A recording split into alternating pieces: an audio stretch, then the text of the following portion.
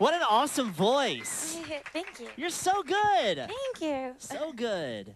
I love it. I love when artists come in here and are good live. Thank you. It's nice.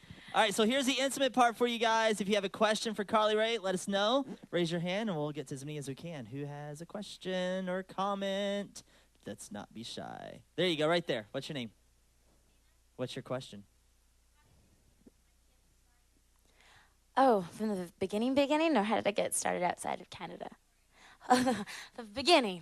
Well, it's a good question. I think the first time that I actually kind of got like the bug of enjoying it was around the age of 7. I was singing around the house up until then, and my parents kind of noticed enough to kind of say, "Do you want to do a talent show?" And I sang "Beauty and the Beast" at the talent show, and it went really well. And I kind of got a rush from being on the stage. And then I think the next really big factor was around Canadian Idol. When I was 21, I auditioned for Canadian Idol, which is the smaller, condensed version of American Idol. And I placed 3rd on that show, which wasn't winning, but it was enough to kind of have a bit of time to you know, make some connections and meet the people that I'm working with in Canada now and get signed to a label and put out my first CD of original songs, which is part of the battle for me, is I really, really enjoy writing and getting those thoughts across. So yeah, and then the way I kind of broke into this new adventure I'm on is just from the lucky help of Justin and Scooter and Interscope and this whole team. So it's crazy. Nice. All right. So who has another question? Right here? What's your name? Lena?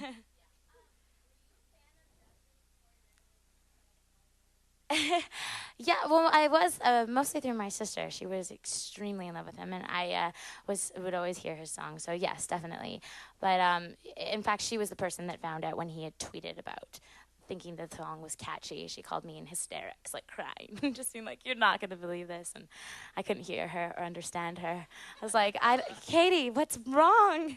And then when she finally spit the words out, I went and checked, and I was like, this is insane. This is so crazy. This is crazy. Yeah.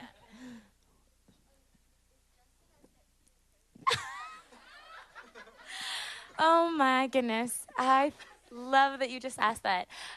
She asked if Justin is as sexy in person, for those of y'all who couldn't hear. Well, he's a little young for me to look at him that way, but he's definitely a charmer. He's very sweet, and he's definitely got confidence beyond his years. So yeah, I think probably you would find him that way for sure. Who has a question about Carly Rae? All right, date boy, come on. Oh, I would say the one thing that I've learned from all this is that, A, never give up, because I wasn't expecting this to happen. B, I would say really make sure that you try every opportunity that is available to you, because I think in my own head I had an idea that it was going to work a certain way, and it was all the things that I didn't expect to work that kind of worked. So I don't know if that's helpful or not, but I would say just try it all.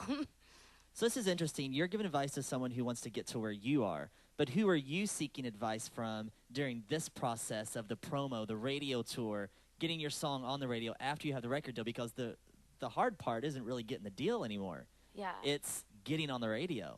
Well, I think the thing that I keep coming back to when I worry about all that is two focuses. One, I want to have a successful career that is based around the music. So I feel like as long as we have the songs there, there's a hope in that. And we have such a team that I've never had before to help and support those songs. So that's where me and Tav and me and Jared and whoever we're around use our hotel nights off just to continue writing and continue making it stem from where it began, you know, does that make sense? Yeah. And then I would say the other thing is that I see a lot of artists out there that I do aspire to in different ways. But I think Justin is definitely one of them in the fact that he still seems so grounded, and he does seem so happy. And I could see that it's such an obsessive thing that you could get really kind of crazy in the wrong way if you weren't able to kind of still be a kind person and all those things too. So I'm trying to focus on both of those things. You got some good people around you. All right, what's your question, sir?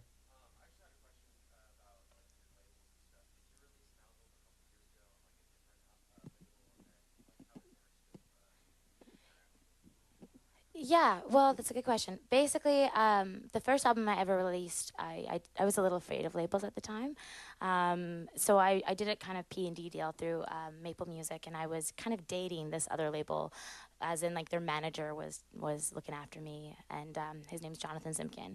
And it gave me enough time to realize that they were a great label, 604 Records. So once I was done putting out my first CD and it had got a little bit of like radio success in Canada, I approached them and I was in like kind of a better position to sign with them.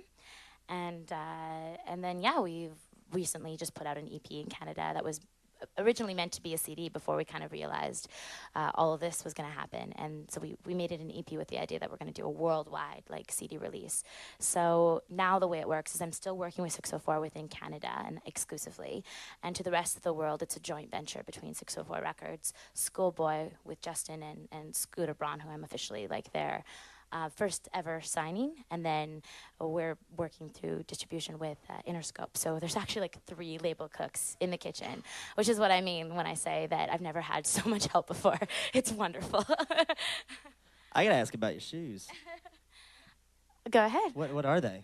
I don't know. They're sexy. Thank you. Y'all can't see the shoes because of the monitor, but look at those shoes. The truth is that I have a complete love of fashion, but a complete I'm completely blonde when it comes to actually knowing any names or labels or anything. I just know what I like. So I've had a couple people ask me that this trip. Be like, where'd you get shoes? I'm like, I don't know.